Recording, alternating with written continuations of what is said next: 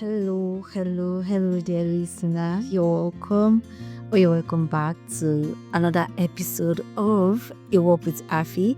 If you are new here, hi, how are you? What's up? Where have you been? Well, I'm so glad to have you on this podcast. And if you're like my G, you understand? Hey, welcome back. I'm so glad that you are joining me for this particular episode. I hope you are breathing deep. I hope you are staying grounded. And I hope you are open to whatever this new day and this new phase of your life brings. I hope you've been doing great. Easter is just around the corner. And for me, Easter usually brings memories. And this time around, it had me thinking not just about the season itself. I know Easter is for celebration, we jubilate, we marry, we go out to visit friends, we wear new clothes, new shoes, and all of that. So I know, but for me, it's not just about the season now, but about something that happened when I was a child. I was around 7 or 8 years old when that happened, and the memory honestly still sits with me up to today. So just picture this. Like I said earlier, I was around age 7 and I was counting down the days till Easter Sunday. Like I was really excited about Easter. I was glad. I was happy. As the good child, a good girl that I am, and in my mom's sweet way, she got me this very beautiful Easter dress and a pair of shoes. So I was really glad. And most times I would just sneak into the house, sneak out the shoes out of the box, and put those shoes on, catwalk in my own silly ways around the house, and then admire myself. Then I'll put them back in the box. It was almost like I was piling up joy inside the bottle. When you're like, okay, I'm just saving it. I'm saving it to it full. But spoiler alert, a day or so, I think Easter Sunday itself, I hurt myself. Yeah, I stepped on the plank, and the plank had a nail, and that was how I got hurt. Yeah, the pain was terrible. Like it was really, really, really sad. It was painful. I was crying, and then fine, they had to start looking for ways to make me feel better so that it will heal on time and all of that. But honestly, what was much more painful was the fact that I couldn't wear my shoes on Easter Sunday. And I remember sitting at home, sad, feeling so annoyed, angry at the whole situation. And then I was really, really mad. Like I was really, really mad because this was supposed to be my day. I was supposed to dress up as the princess that I am, go to church, show my friends my dress, my shoes. Easter, let's be one of the best Easter ever. And then I just couldn't go anywhere. Like I looked forward to that particular day for so long, and then it was just gone.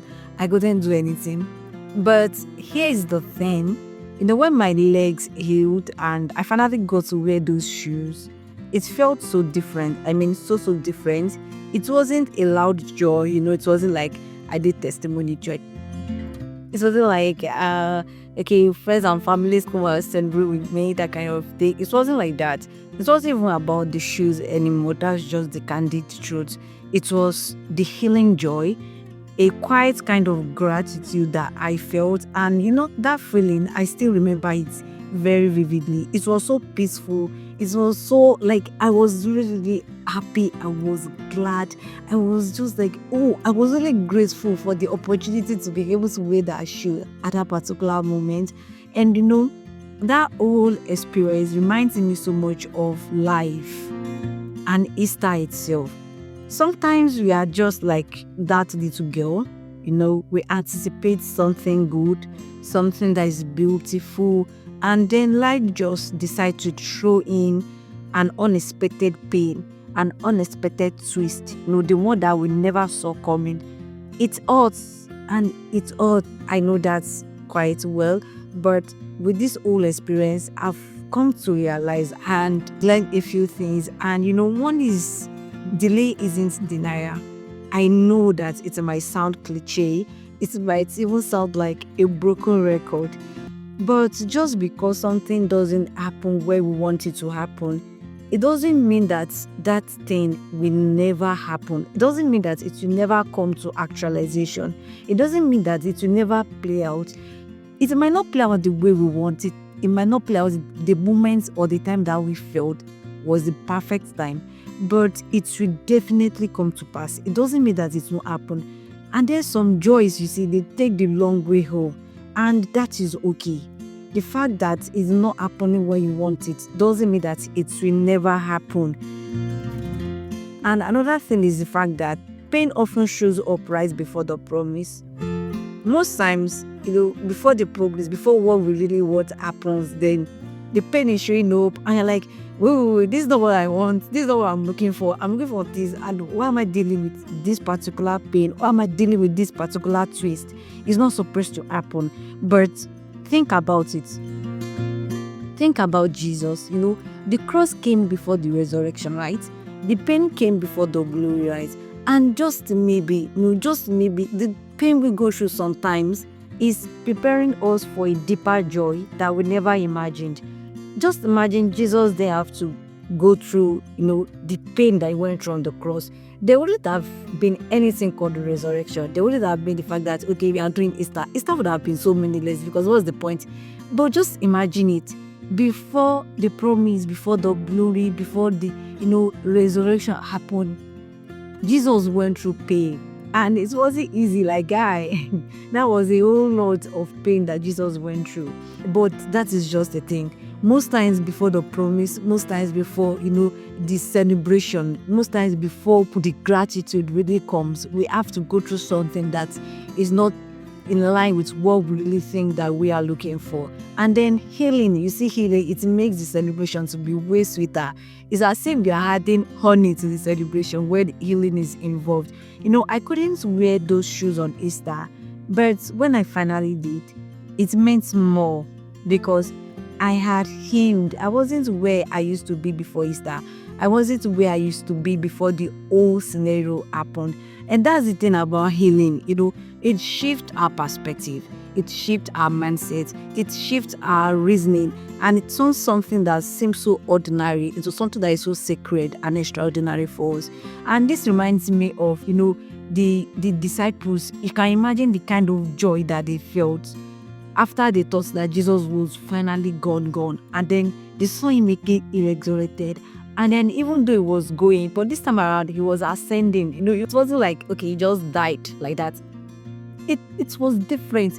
So just imagine the pain they went through. Then imagine the resurrection. Imagine the gratitude, the joy they felt. And then let's think about Mary too. Mary Magdalene.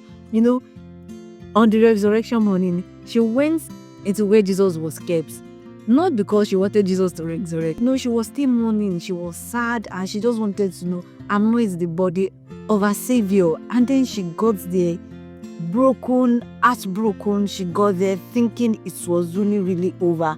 But then, imagine, she was the first to witness the risen Christ. No, just think about that.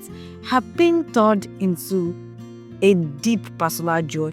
She went from mourning to becoming the first witness of the resurrection. I can just imagine how happy, grateful, glad. In fact, I don't know, they used to say something in my language to describe somebody's happiness. They say if there is a horse inside them, it won't stumble. Do you understand? Like, I don't know how to even say it in my mother language. Oh God.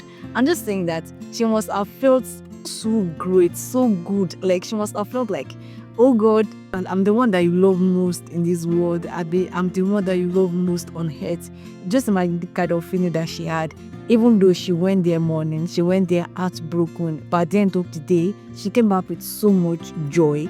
And this whole thing also reminds me of a particular Bible verse that says that weeping may endure for a night, but joy, my dear, joy, it comes in the morning, like it always does. So whatever it is that you're going through, whatever it is, like your current situation, It's a phase. That's just the truth. It will pass. It's not going to be forever. And I want you to always affirm this anytime you are in a situation and you feel like maybe healing is not coming.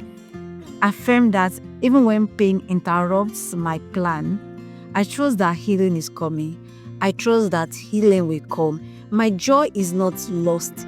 It's simply preparing to return in a deeper and sweeter way. So I want you to always affirm this anytime you are going through a very rough situation, that whatever it is, your healing is coming.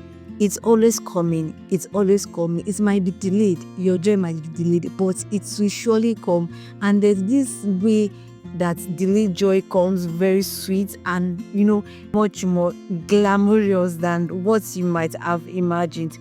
So as we step into Easter this year, I just want to remind you that even if things haven't gone your way, if you're in a state of dilemma, if you're in a state of confusion, if it seems like nothing that you want is really happening, if you are hurt, I want you to know that healing is coming. I want you to know that your joy is not cancelled. I want you to know that you are not behind. I want you to know that you are not left out. I want you to know that it's just your joy is just resting for a bit. And when it returns, trust me, it will surprise you with how much more it means. So whatever it is, I want you to know that you are never alone. You are never without help. Healing is on the way. See, maybe this Easter, you're not where you hope to be. Maybe something interrupted all of your plans. Maybe even interrupted your joy. I just want you to know that your story is not over. Yes, this whole story wasn't over until that joy came for him, for the disciples, for every other person, and for us as well. So your story is not over. Don't think that it's over yet. Yes, it's a process, it's a phase, and it's okay. See, however you feel, know that it's okay to feel the way you are feeling. Because when you accept the way you are feeling, it helps you a lot to process your emotions and manage your emotions. So thank you very much for being here today. I really appreciate, and I'm glad that I'm having this work with you. A work with Abby has always been about us working together, and it's been so amazing. Yes, I am just so grateful for you. I'm grateful for the gift of you. I'm grateful that I am not doing this alone. I'm grateful that every lesson that I learn about my life, I put it out there. It's helping me, it's helping you, and I'm very, very grateful. So thank you so much for listening, and thank you for growing with me. And please, until next time, stay soft, stay strong, keep rising, keep thriving. I love you, and bye.